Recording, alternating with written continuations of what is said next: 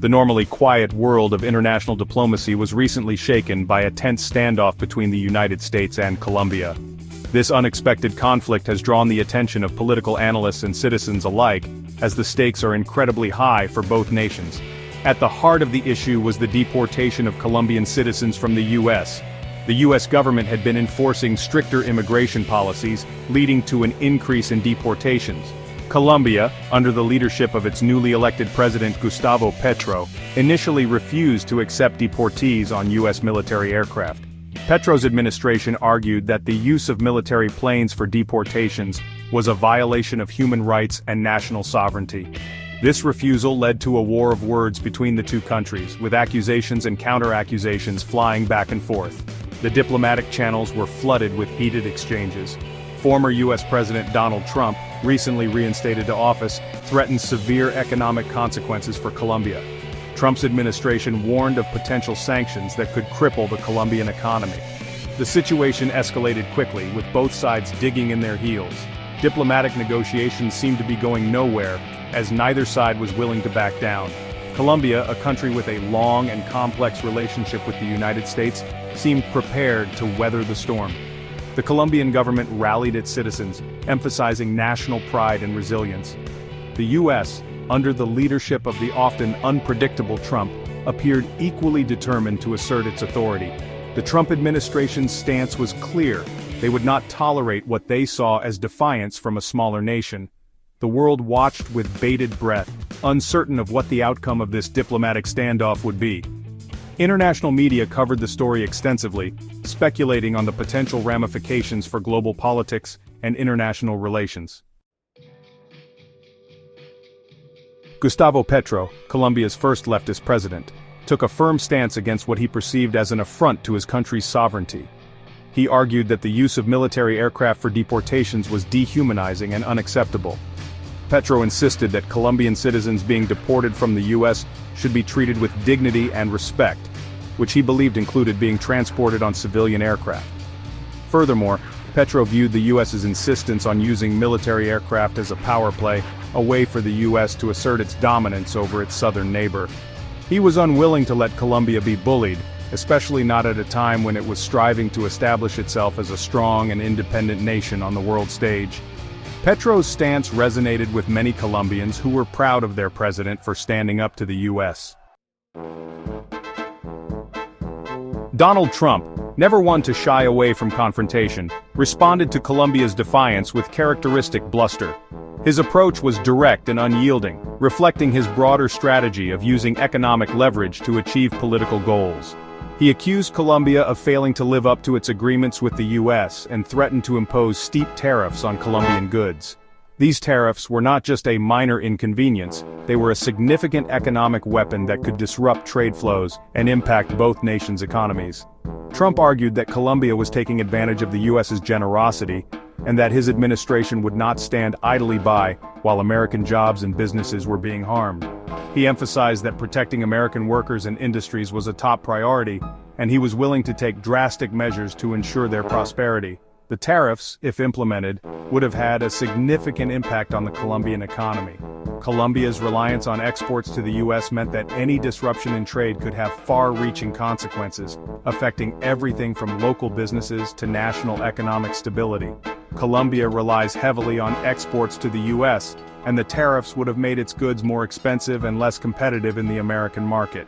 This would not only hurt Colombian exporters but also potentially lead to higher prices for American consumers, creating a ripple effect across various sectors.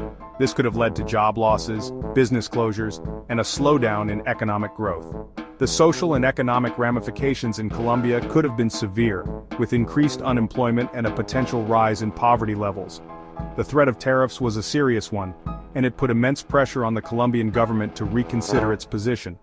Faced with the possibility of economic turmoil, Colombian officials had to weigh their options carefully, balancing national pride with the practical need to maintain economic stability and growth.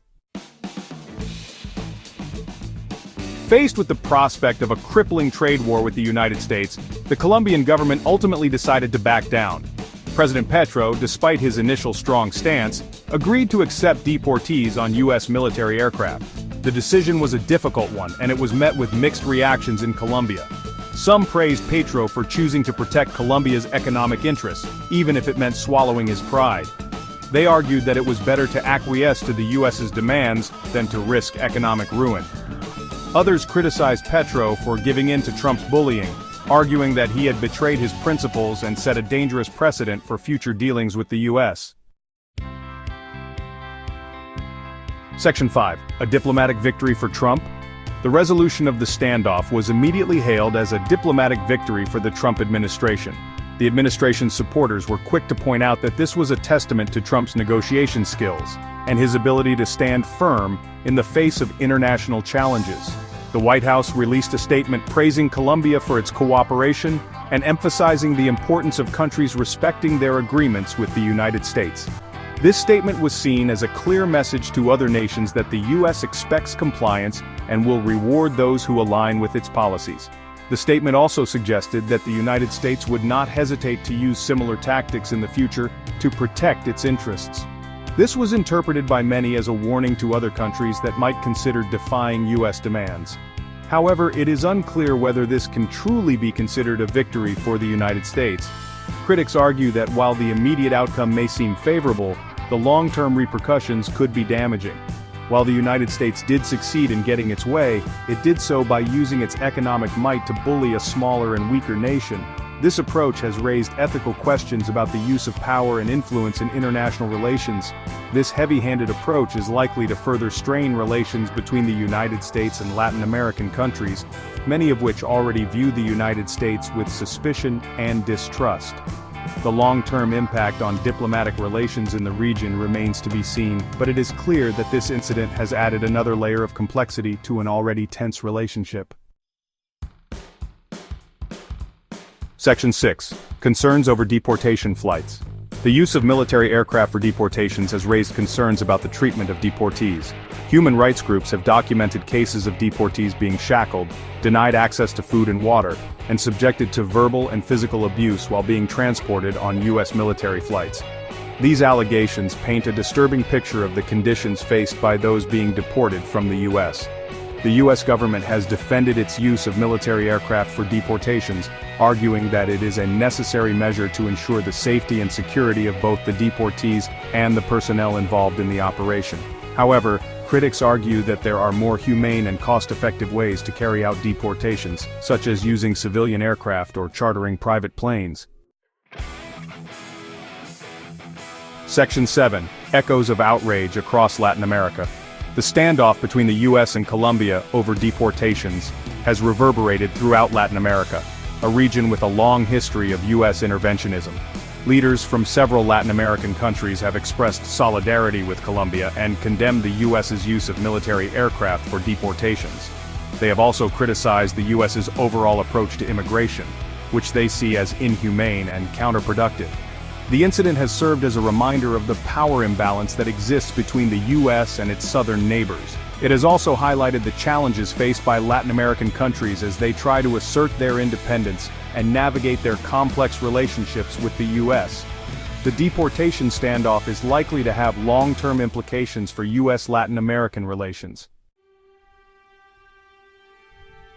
Section 8. The human cost of deportation.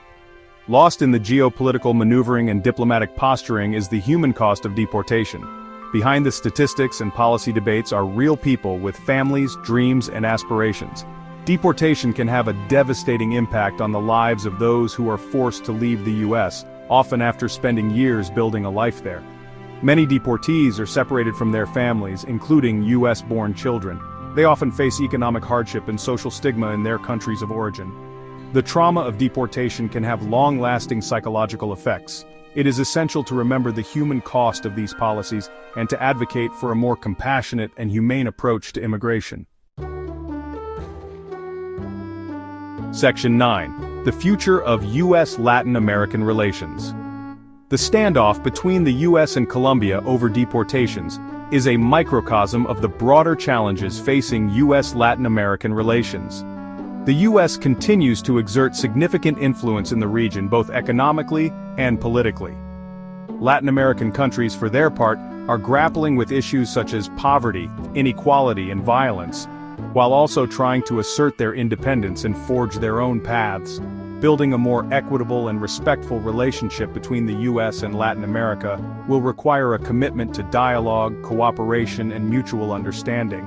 It will also require the U.S. to abandon its paternalistic approach to the region and to treat its Latin American neighbors as equal partners. Only then can the U.S. hope to build a truly mutually beneficial relationship with the countries of Latin America.